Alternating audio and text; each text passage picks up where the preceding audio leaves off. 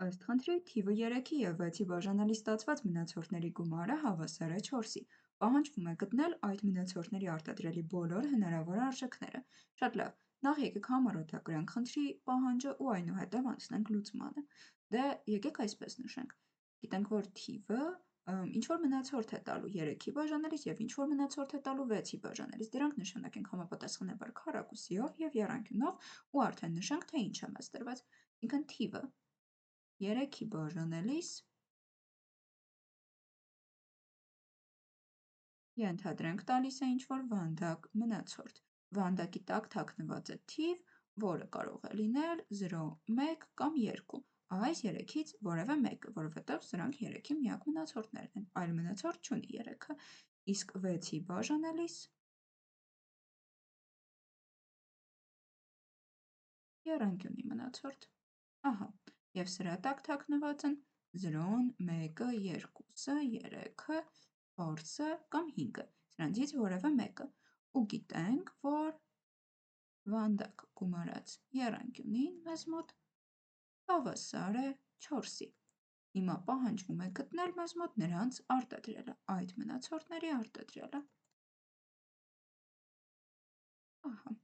սա մեր ընդհանուր խնդրի համառոթագրությունն է։ Շատ լավ, դե արդեն պետք է անցնել լուծմանը և հասկանալ, թե ինչպես կլուծենք։ Դե ակնհայտ է, որ կգրենք ինչ-որ մնացորդներ և կփորձենք տեսնել, թե դրանց համապատասխան ինչ մնացորդ կարող է տալ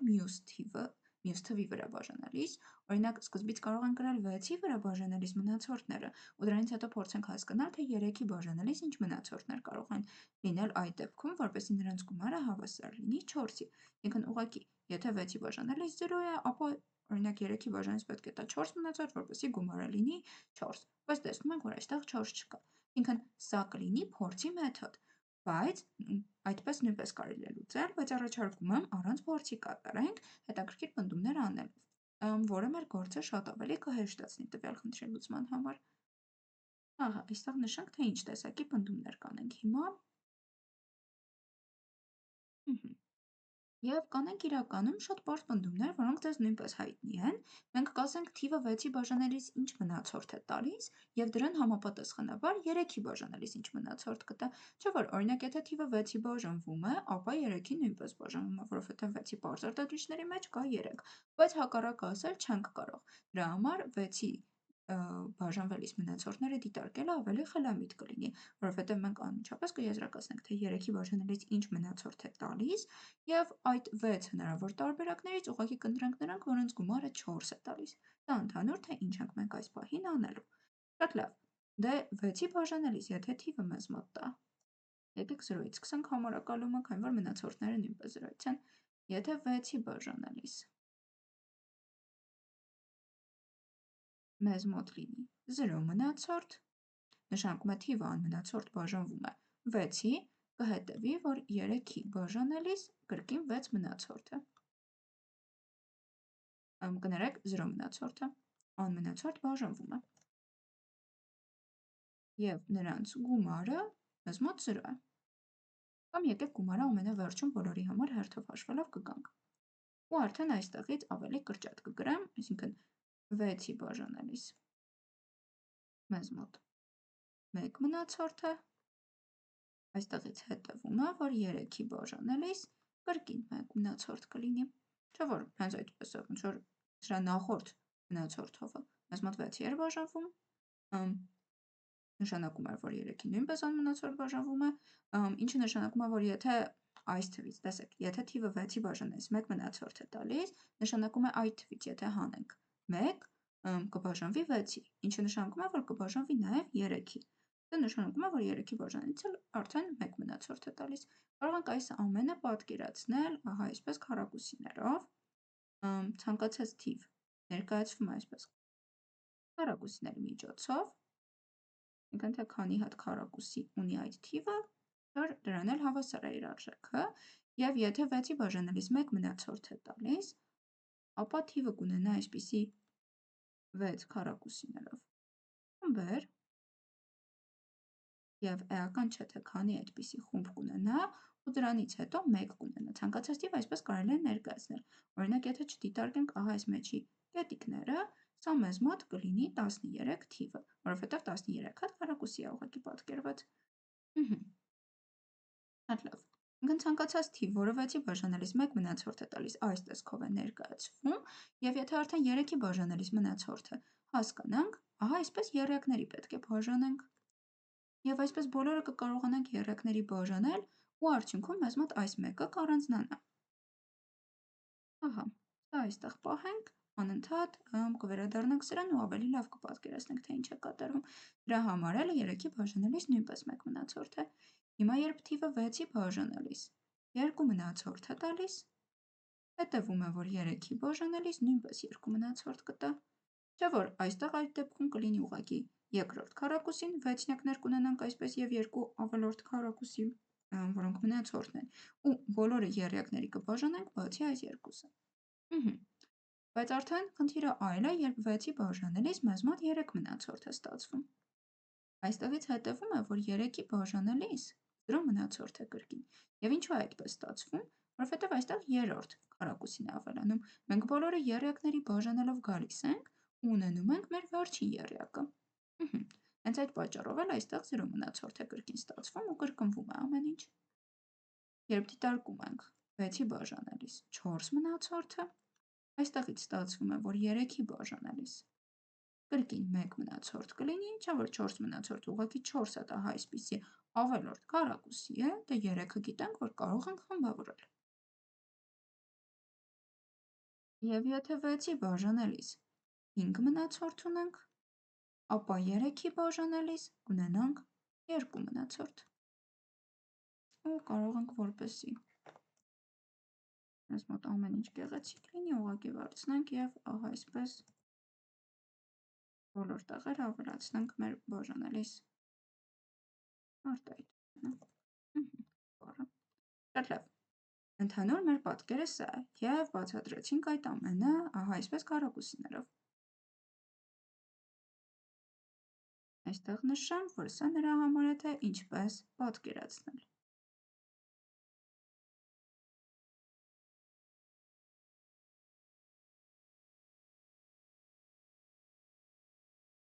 Ահա։ Շատ լավ։ Հիմա հասկացանք, թե ինչ է կատարվում, հասկացանք յուրաքանչյուր 6-ի բաժանելիս մնացորդի դեպքում 3-ի բաժանելիս ինչ մնացորդ կտա։ Հիմա արդեն դրանց գումարները դիտարկենք։ Դե մեզ մոտ եթե 2 0 մնացորդ ունենք, նրանց գումարը 0 է, 0 գումարը 0 0։ Եթե ունենք 1 1, նրանց գումարը 2 է։ Եթե ունենք 2 հատ 2, նրանց գումարը 4 է, այնուհետև ունենք 3 եւ 0, գումարը 3 է։ Ունենք 4 և 1, գումարը 5 է, և ունենք 5 և 2, որոնց գումարը 7 է։ Այստեղ եկեք ընդհանուր այսպիսի բաժանող գիծ տանենք։ Շատ լավ, ստացանք այս բոլոր հնարավոր մնացորդների գումարները և գիտենք, որ մեր երկու մնացորդների գումարը 4 է։ Ինքն մենք գտանք միակ հնարավոր տարբերակը, որտեղ մեզ մոտ մնացորդների գումարը 4 է։ Հետևաբար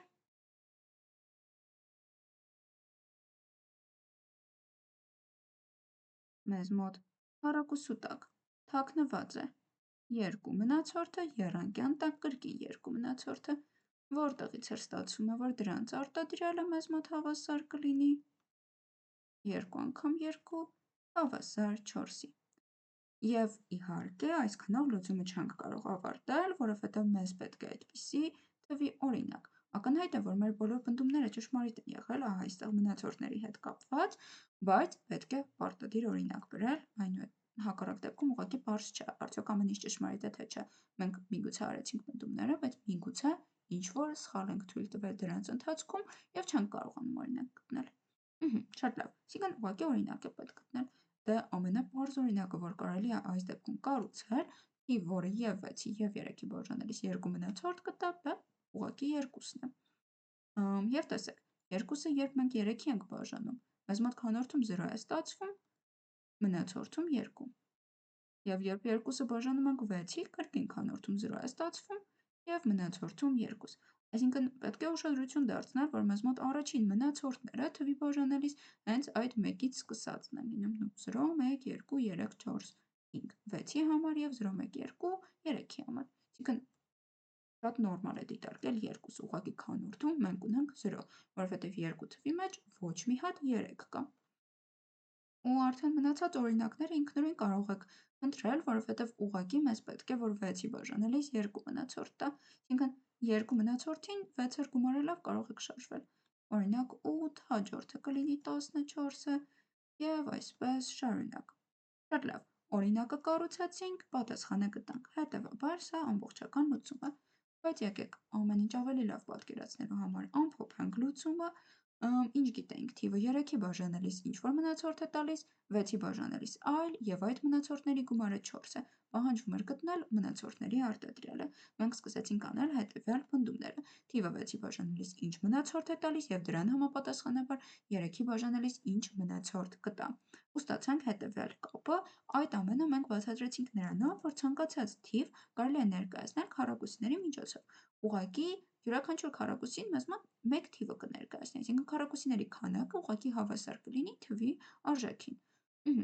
7-ը 7 քառակուսիներով կներկայացնենք, 8-ը 8 քառակուսիներով և այդպես շարունակ։ Հասկացանք, որ եթե մենք 6-ի բաժանվող թիվ ունենք, մեզ մոտ քառակուսիների քանակները կարելի է ըստ 6-երի այսպես խմբավորել։ Ահա այսպես 6 քառակուսիների խմբեր կունենանք, 6 հատ քառակուսիներ պարունակող այսպիսի խմբեր և դրանք ամբողջական խմբեր կլինեն։ Ու որտեղից էլ տեսանք, որ ամեն խումբ մենք կարող ենք ահա այսպես երեքների բաժանել, հետևաբար եթե 6-ի անմնացորդ բաժանվում է, 3-ի նույնպես անմնացորդ բաժանվում է։ Հետո հասկացանք, որ եթե 1 մնացորդ է տալիս, այս 1 մնացորդի հետ մենք ոչինչ չենք կարող անել արդյունքում։ Դրանից առաջ եղածը միշտ էլ եթե 6-ի բաժանվում է այսպես, մենք միշտ էլ ահա այսպես կարող ենք երեքների բաժանել ու լուծել հարցը։ Այսինքն պրոբլեմը ահա այս վերջին մնացորդային կտորում է։ Ուստի կարելի է ուղղակի մինչև այդ եղածները չդիտարկել, որովհետև դրանք միշտ էլ երակների կբաժանենք ու դիտարկել մնացորդը 6-ի բաժանելիս։ Հիմա եթե մնացորդ չկա, նշանակում է, որ 3-ին նույնպես բաժանվել է։ Հիմա եթե մի քառակուսի է մնացել մնացորդ, 3-ի բաժանելիս նույնպես մի քառակուսի կլինի։ Եթե 2 քառակուսի է մնացել 6-ի բաժանելիս, 3-ի բաժանելիս նույնպես այդպես կլինի։ Իսկ եթե 3 է մնացել 6-ի բաժանելիս, մինչև այդ կրկին վեցնյակները բոլոր եռյակների կբաժանենք, բայց ահա այս վերջին եռյակը նույնպես կկարողանանք առանձնացնել, դրա համար արդեն 3-ի բաժանելիս 0 մնացորդ է ստացվում,